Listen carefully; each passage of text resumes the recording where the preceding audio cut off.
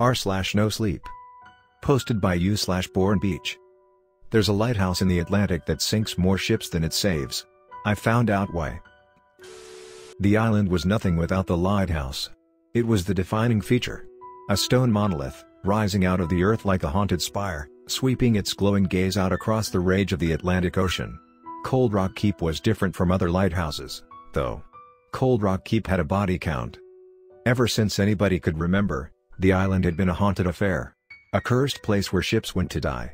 The legend went that once upon a time, way back when the town was first erected and God knows when, there lived a coven of witches upon Cold Rock. They practiced their craft there because they thought the ocean would keep them safe. And it did. For a time.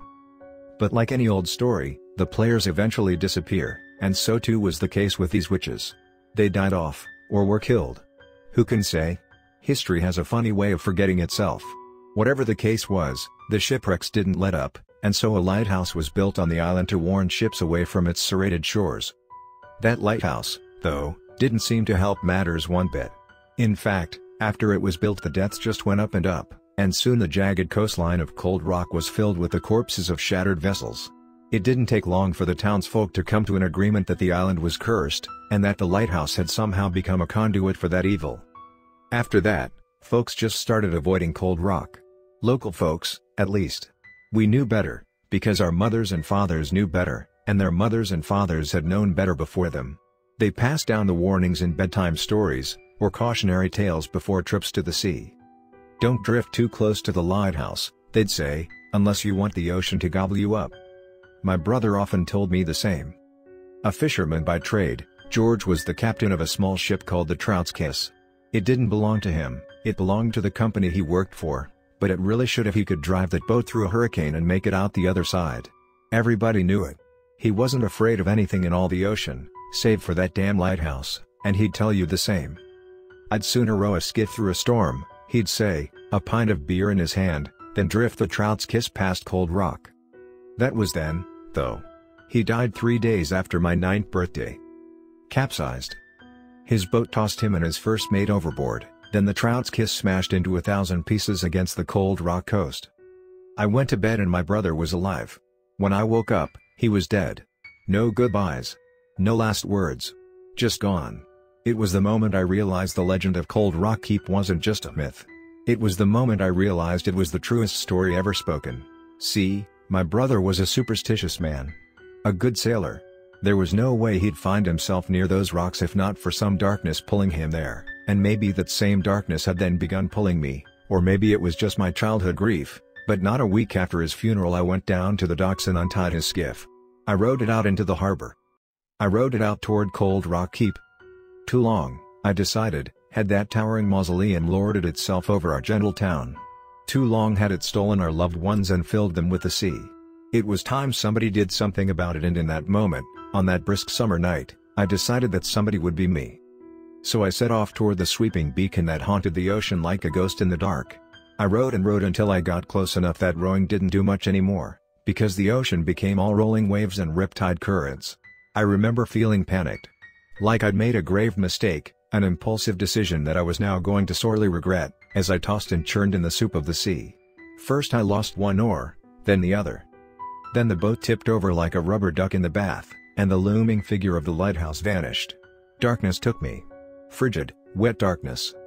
When I came to, I spat out a river of seawater. Trembling and disoriented, I gathered my bearings. Surrounding me was a mess of wood, the remnants of my little skiff, or some other sorry vessel. Not 10 feet away, great waves thundered against razor-blade rocks, jutting out of the coastline like the jaws of a shark while their sea spray washed over me, reminding me where I was, and what I was doing. I rolled onto my back. There, towering above like a titan of myth, loomed Cold Rock Keep. Its spiral architecture reached up into the moonlit clouds while its yellow light swept in a hypnotizing circle, humming an electric tune. It felt like it was calling to me, beckoning me toward its heavy doors. I pulled myself to my feet and realized I'd come all this way without much of a plan.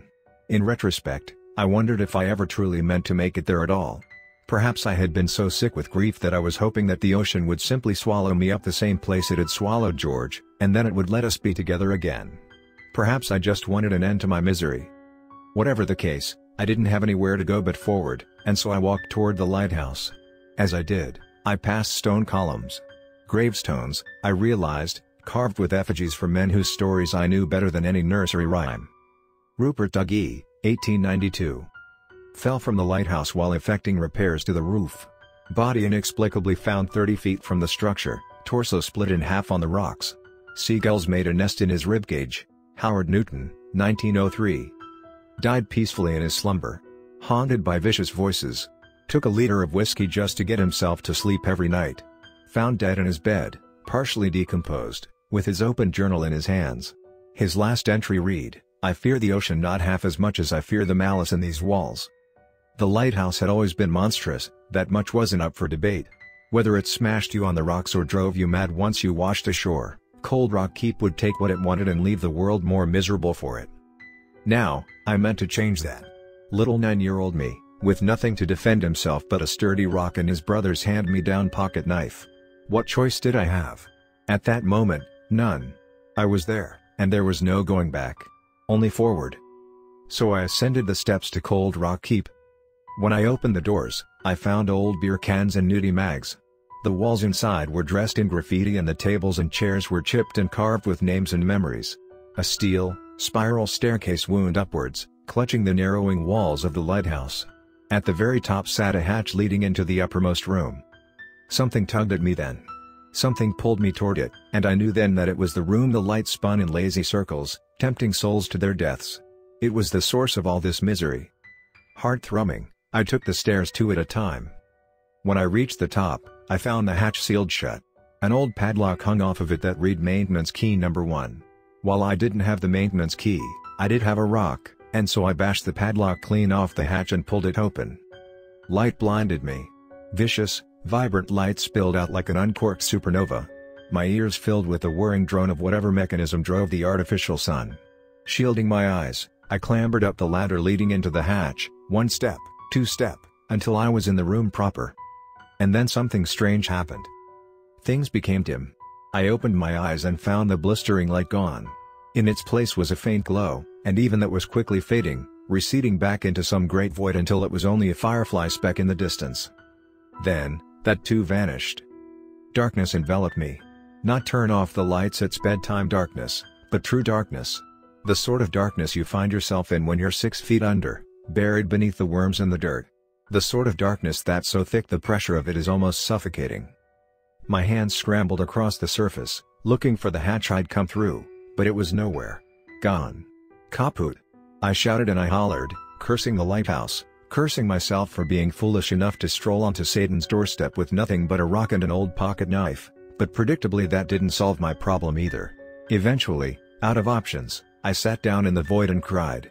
I cried for my mother, who would wake up tomorrow worried sick, wondering where I was, calling me in as missing to the sheriff. They'd search and never find me, and she'd just tell them to search some more because there would be no way, no possible way, that she could go on living if she knew both of her babies were gone. I cried for my father, who was out of town on business and would no doubt blame himself for him always being away or abroad, and then maybe one day he'd get so fed up with all the guilt that he'd turn it around on my mother and tell her she should have been watching me better. Most of all though, I cried for my brother. I cried for George because he had always told me to steer clear of Cold Rock Keep, and then he even died to teach me that lesson, but I stuck my nose up at him. I decided I knew better than he did, even though he was the fisherman and I was the stupid little brother, and I came out here looking for revenge and all I managed to do was make things so much worse. "Look at this one," a nasally voice said. "He hasn't any light." I wheeled around, terror jolting through me. "Who's there?" "He will join the others." "The others?" I shouted. "You mean my brother?" "Give him time, Agatha," came another voice, this one more shrill. "Time?" The first voice snapped. "He is here for violence. He is angry, desperate and murderous and would see us killed and our home burned to ashes. Don't you see? He has no light, Beatrice, and therefore the cretin has no time." I scrambled backwards on instinct. It was difficult to pinpoint which direction the voices were coming from, but I was certain there were 2 of them. "Don't be so overdramatic, Aggie," the second voice said. "Can't you see the source of that anger? It's his brother. He's been hollowed out by grief and filled up with pain, poor thing." "You're them," I stammered, my mouth too dry to properly speak. You're the witches, aren't you? Agatha's nasally voice snickered. Oh, look how perceptive the child is, sister. I hardly think the world will miss a lightless dunce she as he. Let me do it now. I'll be quick about it. Hush, Beatrice. Child, I sense a haunting in your soul, a longing for your brother. Do you miss him? The question made me furious. It was proof, I realized, that the witches knew about the murders they were committing, knew about the pain they were causing, and yet still chose to reap our community again and again. Tears welled in my eyes. Yes, I said, lips trembling. Yes, of course I miss him. Do you have any idea how many innocent folks you've gone and killed? Do you have any idea how many we've saved? Agatha's words caught me off guard. I tried to voice a response to her then, something well thought out and appropriately accusatory, but all I managed to do was stand there slack-jawed. See, Agatha? Look there near his chest. Please, that's hardly anything. Still well worth a purge. It's proof the child's got some light in him, that's what it is. Just about anybody's got some light in them, you bleeding heart. The situation was the most bizarre and unsettling thing I'd ever encountered. What do you mean people you've saved? What we mean, Agatha began, somewhat impatiently, is that Beatrice and I lived peacefully on Cold Rock Island for many, many years. We practiced the magic of the land. Grew our crops. Caught our fish. We didn't hurt anybody, but one night a vessel goes and lands on our shores, ties us up in the middle of the night and burns our bodies in a pit. A pit. They drink for hours and hours after that, a real revel, exchanging high fives and how do you dos. Beatrice sighed. They slept in our ashes. Not terribly hygienic, were they? Agatha said. Course, we had seen their ship on the horizon already.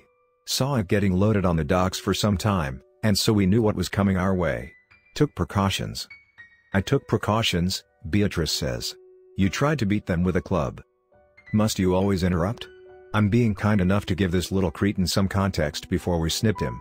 The least you could do is pipe down for his bedtime story. Agatha took a moment, and I could sense the two witches glaring at one another in the darkness. Anyway, dunce boy, where was I? Ah yes, we made damn sure our murderers met an end that suited them. Sent them all into a rage, didn't we? Made 'em chop each other up.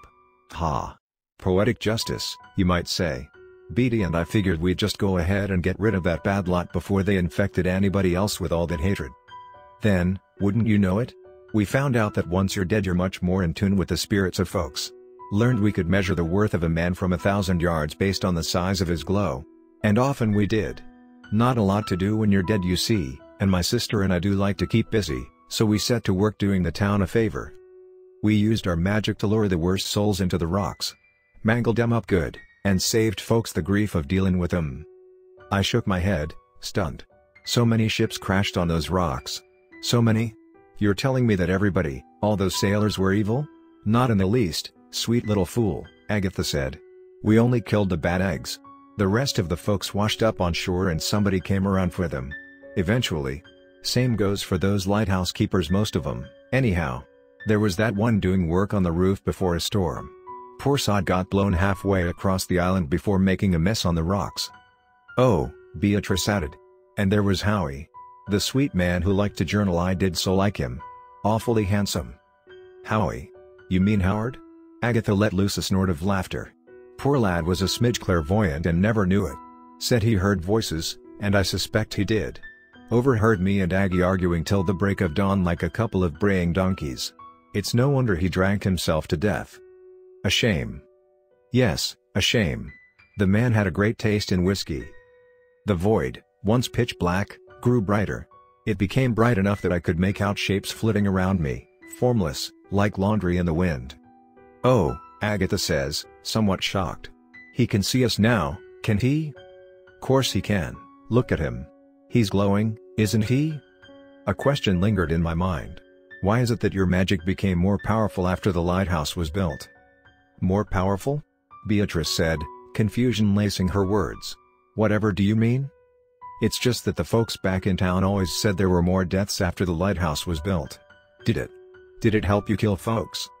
Ha! Agatha laughed. The child's stupidity is beginning to grow on me, Beatty. I'll give you that.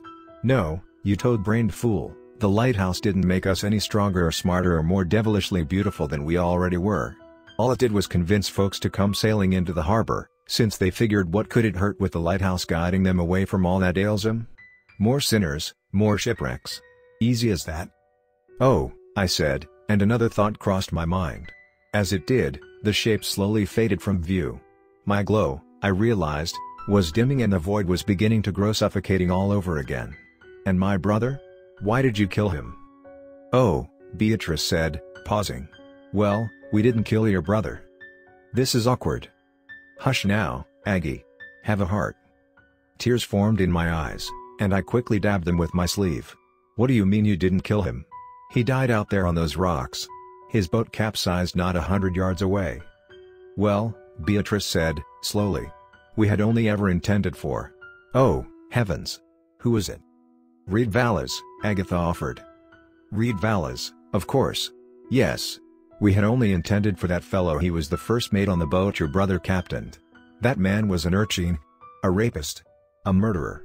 He was a stain on this town, and frankly the world is much better off without him. I sucked in a breath.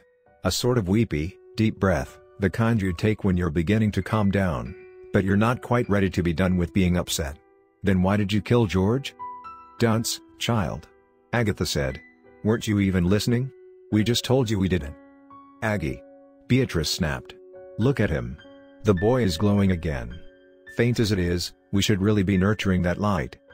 Agatha mumbled something, sounding equal parts impatient and frustrated. Your brother was meant to wash safely ashore. Honest. Sadly, Reed panicked after the trout's kiss capsized, and not wearing a float vest, grabbed onto your brother to save his own life, and ended up drowning the both of them. The words washed over me like a winter tide. Cold. Painful.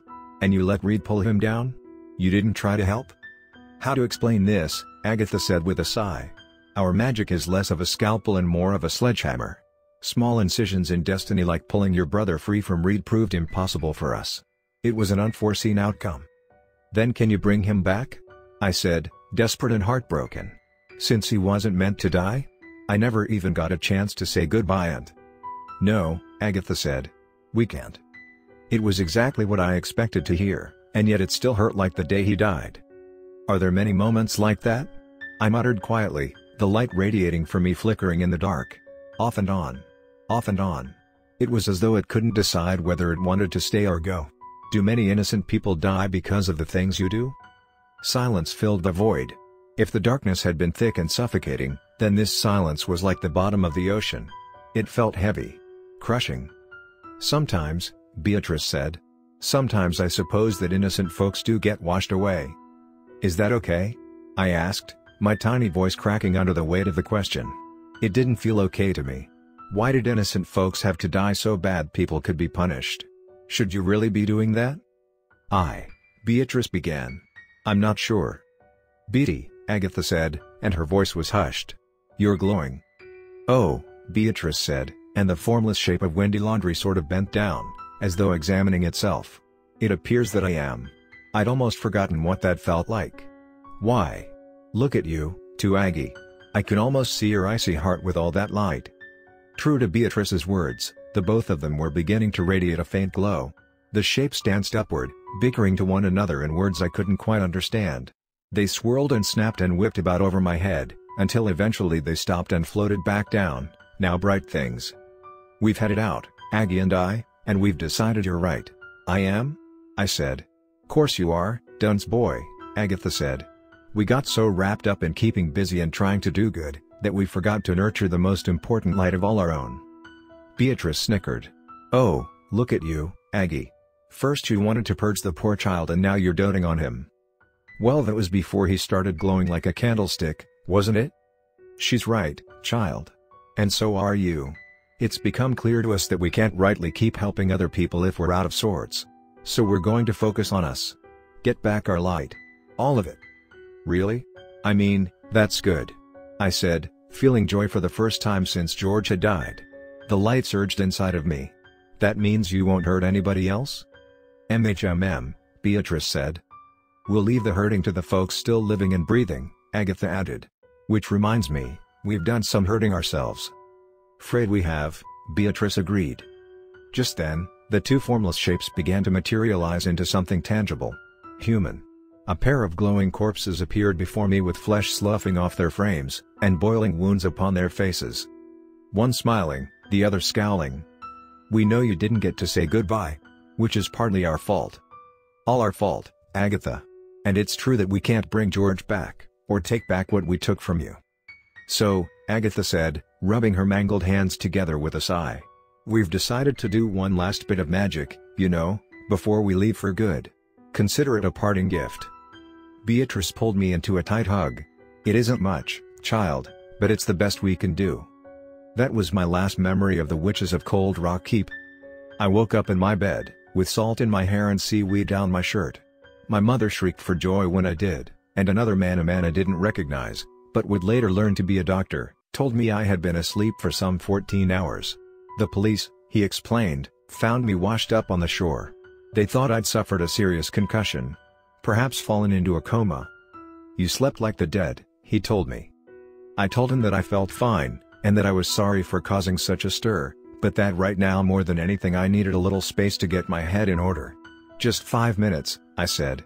My mother and the doctor voiced their concerns, but ultimately respected my wishes. They left the room. Alone, I went to my window. My house sat at the top of a hill and had a nice view of the town. From my perch, I looked out over 100 sleepy houses. I looked out over a silent schoolyard, a rundown movie theater, and 20 or so boats bobbing at the dock. Then I looked past that. I looked out to the sea, to a little island with a stone spire. I looked out to Cold Rock Keep, and quiet as a breath, I said thank you.